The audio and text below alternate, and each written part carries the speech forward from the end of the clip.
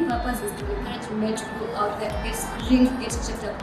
In fact, how many times your man supposed to go for a checkup? Do you know? So let's discuss the streets and know about, if they know about the many times they should go for a hospital for a checkup. And also, after that, you're coming back with Dr. Faith Lushira from Fertility Point Clinic. Personally, mimi huwa siendi checkup. Okay, the last time nilienda checkup, siwezi kumbuka. I can't really remember the time because I only go to the hospitals when I'm sick.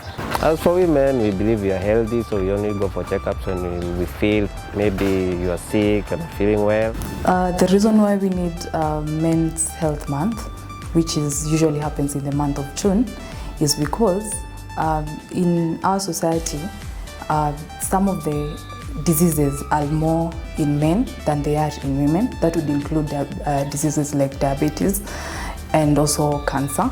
Men are more likely to not go to visit a doctor once they get maybe just some small illness. Another issue is that men don't know that they need to have regular checkup, whether they are healthy or if they're suffering from a particular disease. But if it's just a healthy man, then once a year is okay. Once a year, once it's healthy, it can even be increased to twice a year, depending on what is going to be gotten from the visit at the doctor's office. Amazing insights from Dr. Faith. But first, let's go to the streets again and know if people know about the infertility. According to researchers, they say it's men, but for women, we believe it's women. Yeah, because I think we don't understand what the meaning of infertility. We just think it's the energy in men, that you are so masculine that you cannot be infertile when you're masculine.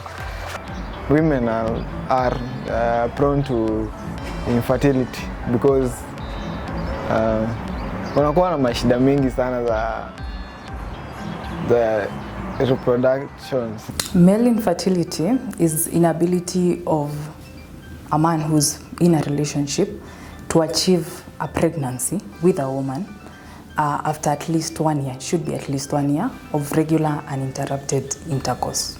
Society tends to think that men can never be a reason for infertility, so the blame first goes to the woman, which is not the case.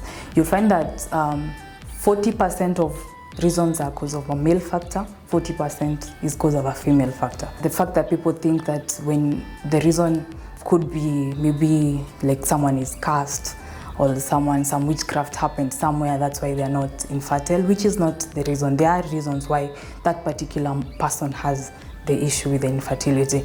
Other things would be that people think that if they're having an issue conceiving, they should not visit a doctor and they should probably take a particular kind of food, go see a particular person who's giving some herbal treatment without even knowing what is the diagnosis of this infertility. So one of the reason is maybe the person is not producing any sperms, or they are producing low number of sperms, or there is some blockage in the pathway in which sperms are supposed to get out of through. It's the urethra. That's the passage where sperms get out from the male. To that man, in most cases, that man you'll find is very secretive.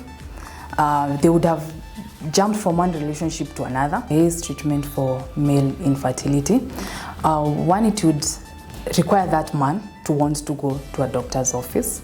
Once they go, the first thing that we would do for any man is called a semen analysis. Or other than, first of all, we would want to know the history of this man. Has this man had any condition growing up? Is there any history of trauma to the male reproductive organs, for example? Do they have any swelling in those organs or something? So once you've talked to that man and gotten a history from them, then now that's when you go to trying and diagnose the male infertility. The one major test you do is a semen analysis test, whereby the man is supposed to give a semen sample. The semen sample is going to be checked in the laboratory, and there are different parameters that you are going to check. So in our center at Fertility Point, we do the semen analysis for the man. In those things, we check for the volume, We check for the count of the sperms and the morphology. You can do a semen analysis, just as fluid. Remember, sperms are small, they're microscopic. So one could be producing fluid, but in that fluid there is no sperms. So that is one of the issues that can be there. Another issue that you can have that is quite common would be a low sperm count, which there are ways that we can manage that when you get to there. The another issue now would be a low motility. Motility, the movement. Now, there could be an issue with motility. Then another thing would be the sperm itself. Is it normal? Most of the sperm may not be normal. That's why the man is not able to achieve a pregnancy. Sperm should be more than 15 million. If it's less than that, that's what you call a low sperm count. There are different ways you can manage depending on the counts. If, say, the count is between 10 to 15, there is a procedure we do here. It's called intrauterine insemination, whereby you wash the sperms. The man gives the sperms in the lab. You wash them out. You get the best sperms. You make sure they are highly concentrated, and then there's a medication you'll give to the lady until they make a good egg and they are ready for the fertilization process. Now, instead of telling this couple to go and have sex, you do it in the lab. The washed sperms, you put them inside the uterus. The in vitro fertilization has a better success rate. It's not 100%. Worldwide, it is about 50%. The intrauterine insemination is 20%. Let's say you do the intrauterine insemination. It's almost like a natural pregnancy, only that you assisted the process of conceiving. So after that, we give you medication to sustain that pregnancy because it wasn't really acquired that naturally, and then as long as the baby starts growing, we do ultrasound to follow up, and the process just goes on okay.